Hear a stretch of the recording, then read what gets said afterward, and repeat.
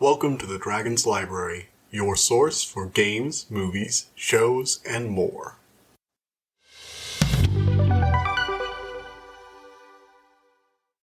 Hello everybody, welcome back to the Dragon's Library. So, I was faced with a choice today. I could talk about Arcane, the League of Legends show, which is really good and I want to talk about a lot. Or, I could talk about Resident Evil's Welcome to Racoon City, which I sort of like, but I hate the movie. I like a few scenes in it, but overall it was a visual experience as it went on. It was the longer I watched it, the more I'm like, oh god, this is all so many mistakes. And I decided I did something good last week, so I should do something bad this week and then wrap it up with something good. So, unfortunately for me, we're talking about Resident Evil Welcome to Raccoon City. Now, I've done that animated Resident Evil movie that came out a while back, so you guys know I like Resident Evil. I played a few of the games, I really like it, I think it's a fun series as a video game, and I actually even like the movies.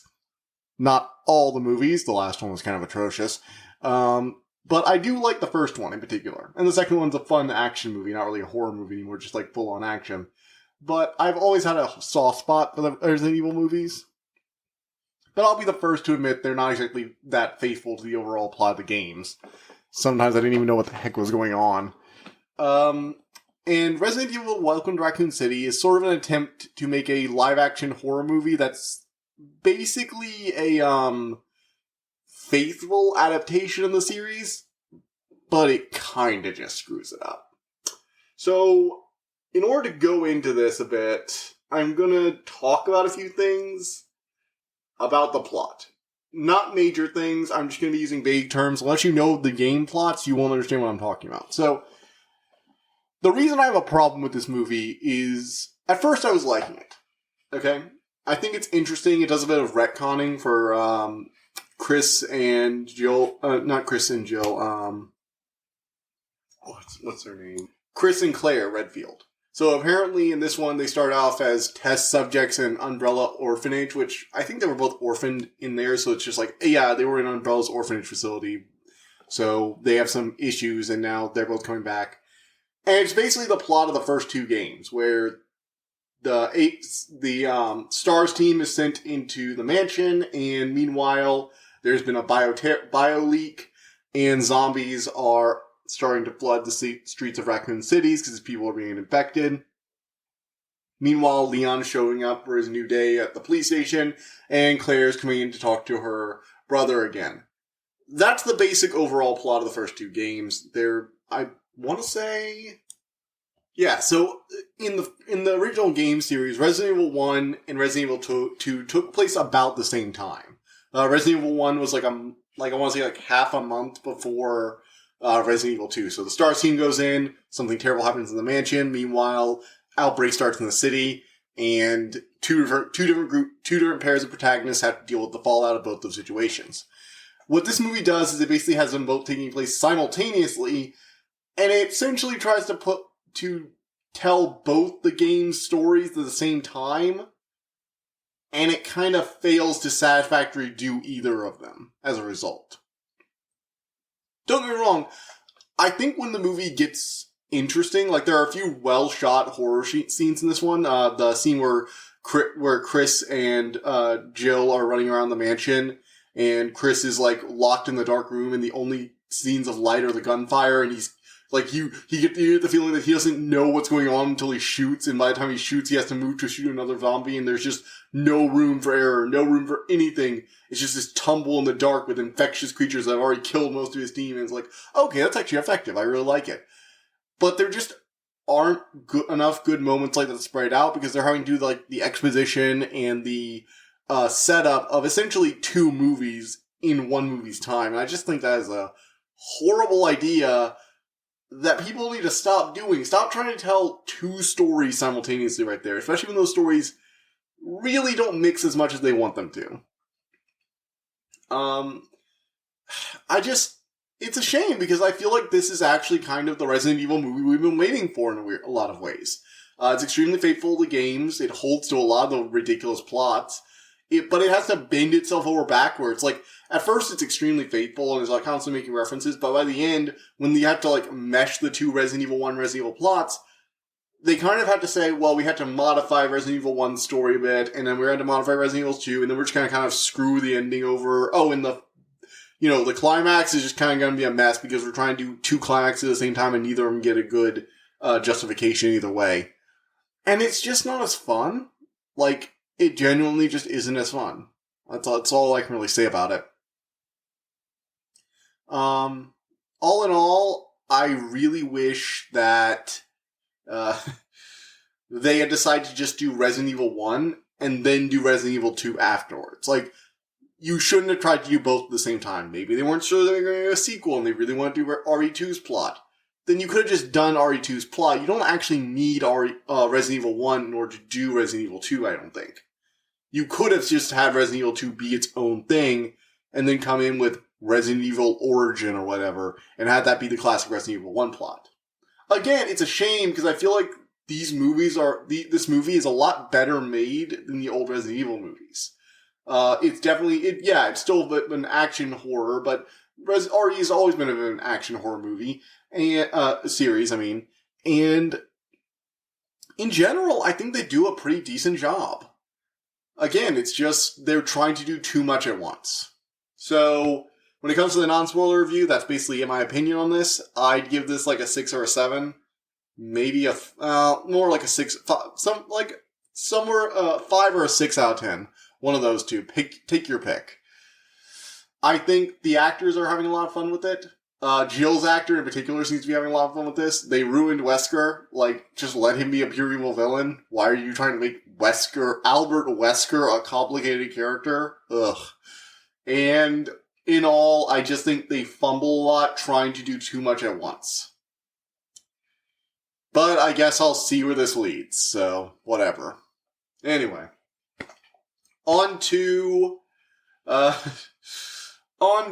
spoiler section. Okay, so we got a lot to talk about here because, believe it or not, I actually want to talk about this movie. So, it starts out with Claire and Chris Redfield. They're orphans. They're in this orphanage being run by Umbrella in Racoon City. And Racoon City is a city, I forget what states in the U.S., that this major biotech company started up in, and they built it into like a major metropolitan area. However, in the movie's plotline, a few years from after at this point, they're in the process of starting to move out of the city, which is causing it to basically just collapse because they were the only major economic power that was making it a city. So basically, it's just everyone who's too poor to really leave, and so it's kind of going from like a major city to a podunk town. But before that, Claire and Chris were in this orphanage, and Claire would constantly see this strange person giving her warnings about the place because it's being run by the freaking Umbrella Corporation, and it's Lisa Trevor. For those of you who haven't played Resident Evil, Lisa Trevor was a girl who was experimented on by Umbrella. She was one of the first tests for the GNT viruses, I think, or the progenitor virus, whichever freaking bioweapon they were testing on her.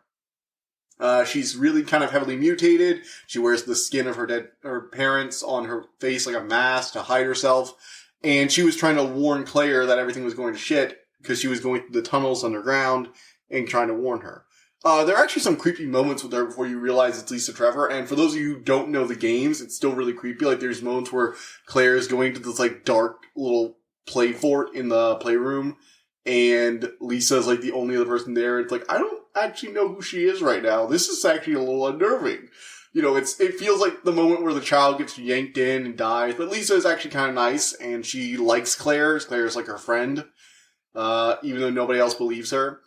And it's her warnings that help Claire escape when they try and experiment on her. See, Claire was supposed to be dragged down there by the head scientist. I forget his name. He's not important.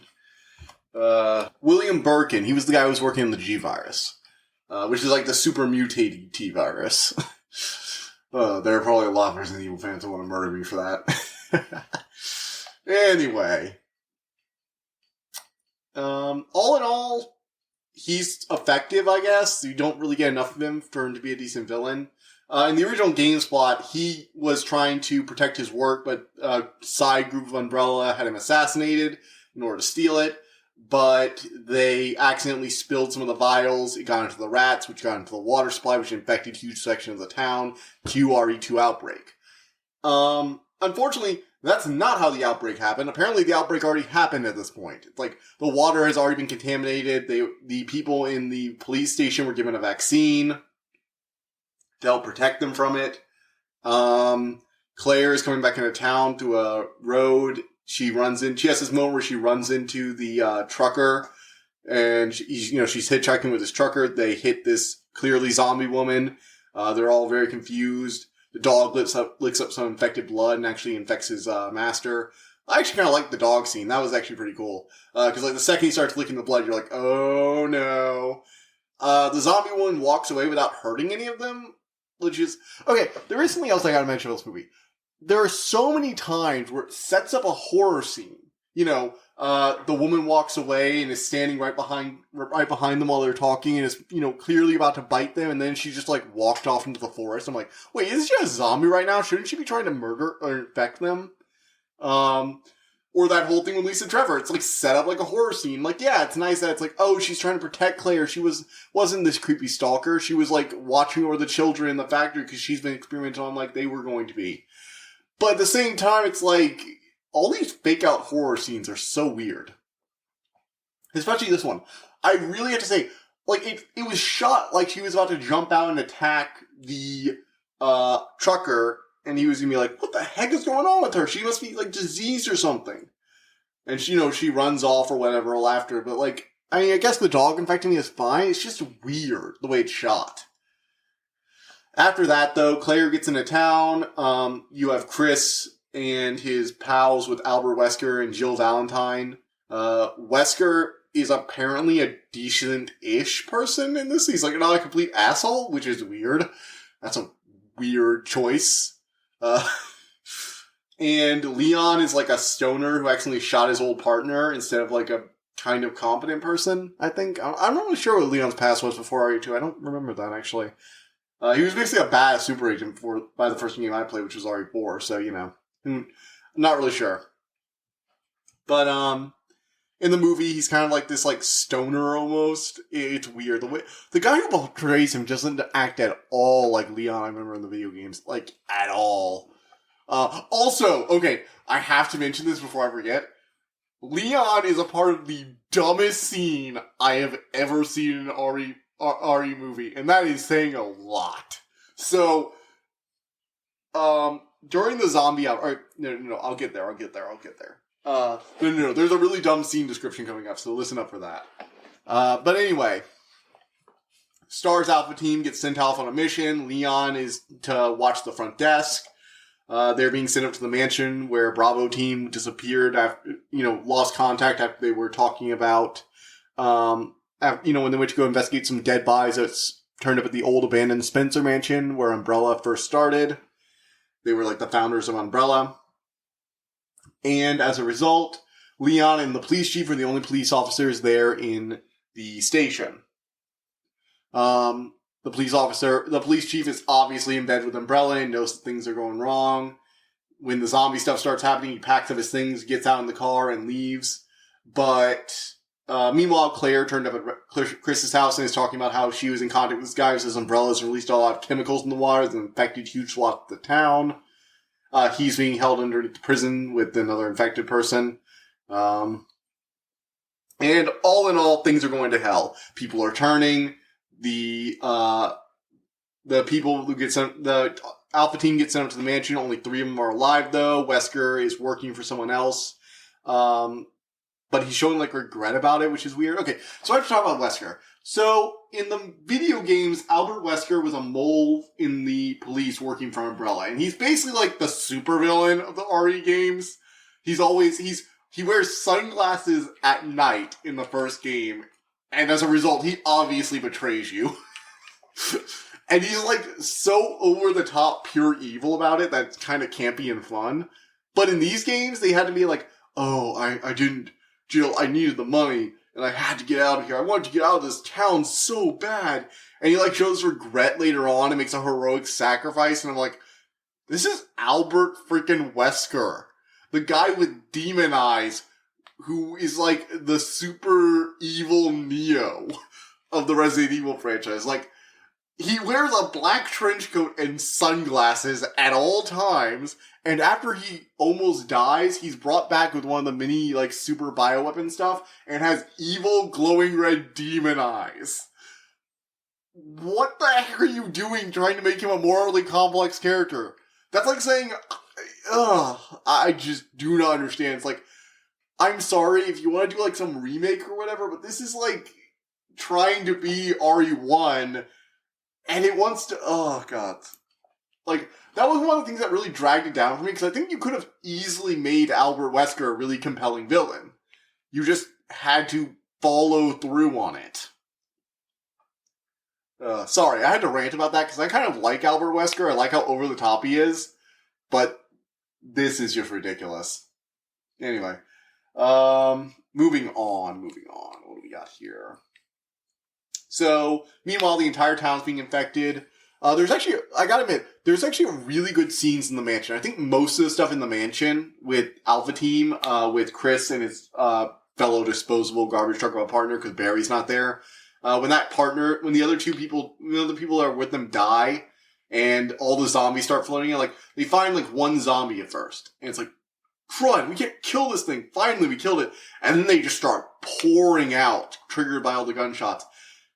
And you really, like, it's one of those, you know, all the zombie movies often have those things where the crowd, like, grabs them and stuff like that, and you're like, I feel like you could have gotten away.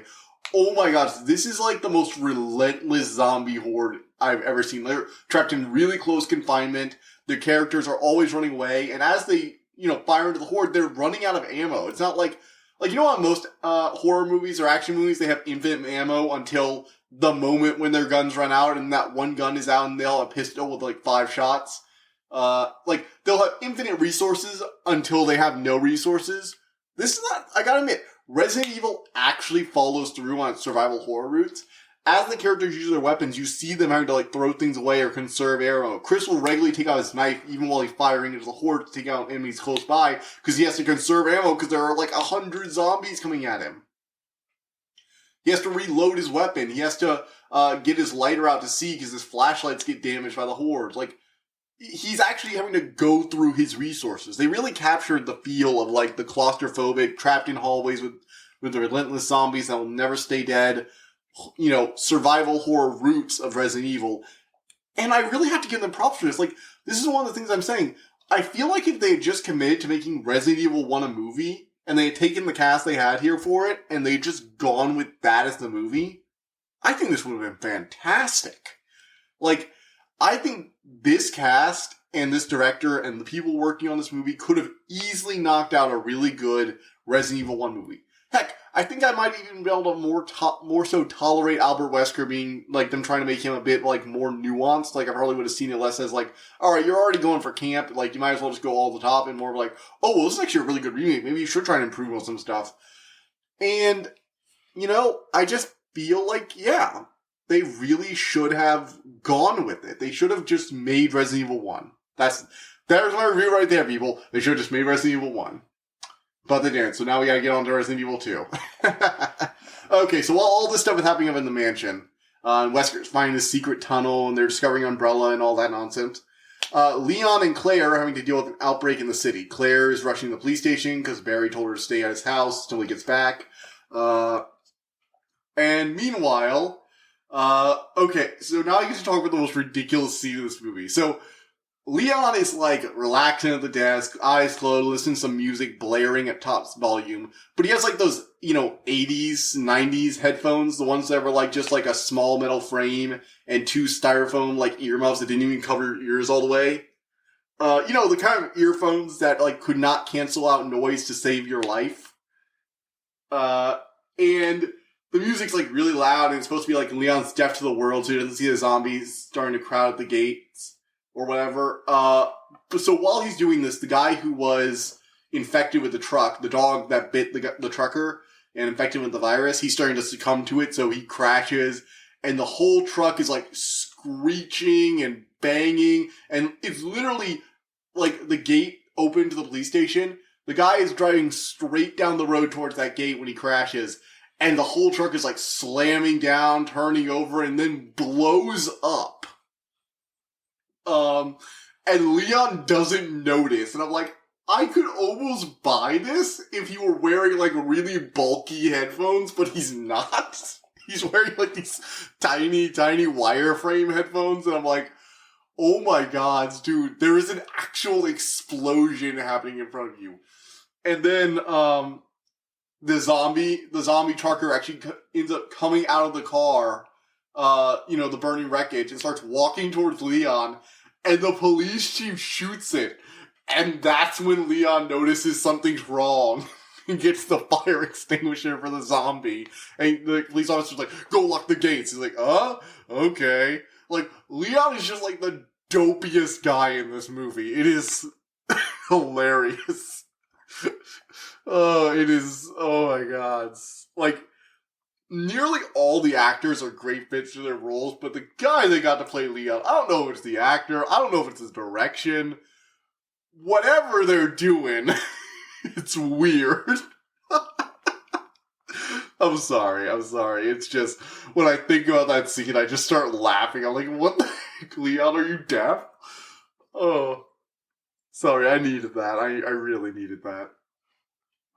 So yeah, this movie gets weird.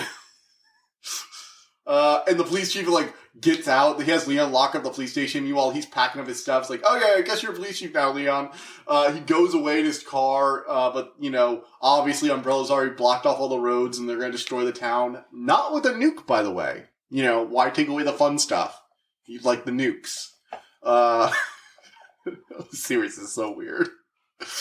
Oh, and Claire follows the police chief back to the police station, gets through the garage door with him. He gets attacked by a zombie dog, but Claire kills it before it can infect him. And they basically get him to explain what's going on, get all access to weapons. Claire finds her old partner, the one who let her know about the conspiracy, but he gets turned into a zombie and they have to kill him, and then Leon just suddenly turns into badass mode, I guess. Because, like, all of a sudden, after the zombie gets back up and he has to kill it again, he's just like, yeah, I'm badass Leon now. It's like you flipped the switch and you went from this goofy Resident Evil 2 Leon to what I guess they assume, what we can assume, if we get an RE4 movie, what that Leon's gonna look like. It's just so abrupt. I'm sorry. Every time I talk about Leon in this movie, I just start laughing like crazy because he's just so dumb. It's so inconsistent. And it's really weird. I know I keep saying that, but it is. When you place Leon, it's just like really inconsistent, like not at all Leon against every other character. Leon is less like Leon than the Albert Wesker, and then Albert Wesker in this movie is less like his video game counterpart. I mean, Albert Wesker is not a pure evil bad guy in this movie, and he's not the weirdest portrayal. I can't get over that. Oh, like, really, I really have to tell you this. The entire RE2 plotline does nothing but drag this movie down. And you know what? I think, what's the actor's name? Kaya Scodelario? She's a pretty good fit for Claire. I actually like Claire in this movie, but look, you can't have... This was too much for one movie. Meanwhile, you have the evil scientist, William Birkin, bringing his family to go get his life's work before Umbrella destroys it. All the characters meet up in the lab. He gets, shot. His family gets killed, and he infects himself with the virus. His daughter escapes with the heroes. He gets killed. I do like this. They do bring out the rocket launcher. So, for those of you who haven't played a Resident Evil game, time for you to learn a little something. In Resident Evil, every game ends with a rocket launcher. It's tradition. And if you beat the game in hardcore mode, you get an infinite ammo rocket launcher for the next playthrough. Yay! I'm serious about that. The rocket launcher thing is like tradition. So at the end of every Resident Evil game, you'll have this giant evil mutant monster created with some mutation of the T virus or the G virus or whatever. And you will be given a rocket launcher, and you will be asked to fire it at its face. That is just how all Resident Evil games end. It's not on me. It's just the way all Resident Evil games end, okay? And So they're in the train, running away, and William Birkins has turned his like giant eye monster. They turns into the second game for the final climactic showdown. They're escaping with his daughter, who's realized her father's a monster, her mother's dead. They're trying to get her to safety, and he bursts into the train, and then Leon just appears. Like they're losing the fight. He's about to kill Claire. They manage to get him back up, but he's like, "Yes, I am unstoppable now." And then Leon just comes along like, "Hey, man, rocket launcher." Bam! Just so sudden. I admit, I was kind of excited when that happened. It's really funny. The more I think about it, it really is. This is the movie of two faces. The serious, almost survival horror movie in the mansion, and then the comedy action movie in the RE2 sections. Oh gods.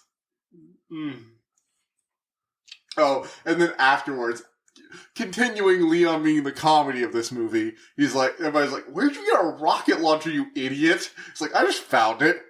Drops it. It's like, "Yep, that's it. He's dead. Okay, moving on." Oh, look, the entire town collapses because... Actually, I don't know how the town collapsed. It like, they blew up something underground. Like, the entire town's foundations start, like, collapsing, like, it's a sinkhole or something. So I guess they, like, had a bunch of explosives underground they sent off. That seems like a very inefficient way of dealing with a zombie infection. Like, I thought the whole thing in the original game was that the nuke would help clearing the zombie infection, like, off. Otherwise, you risk, any other kind of strike would risk the infection surviving. So, like... God, this movie's this ending is a mess. What the hell were they thinking? But yeah, all the main characters survive. Raccoon City is destroyed, and Umbrella is still doing evil stuff. Whoopee. I guess they also skipped Resident Evil 3 because I think Resident Evil 3 happens simultaneously with Resident Evil 2, and Jill is actually one of the characters in that. So since she's already made out of town, I guess Resident Evil 3 just doesn't happen in this timeline. Okay, whatever. I don't care. Anyway, that's Resident Evil. Welcome to Raccoon City. I liked one half of the movie. I mean, that's something, right?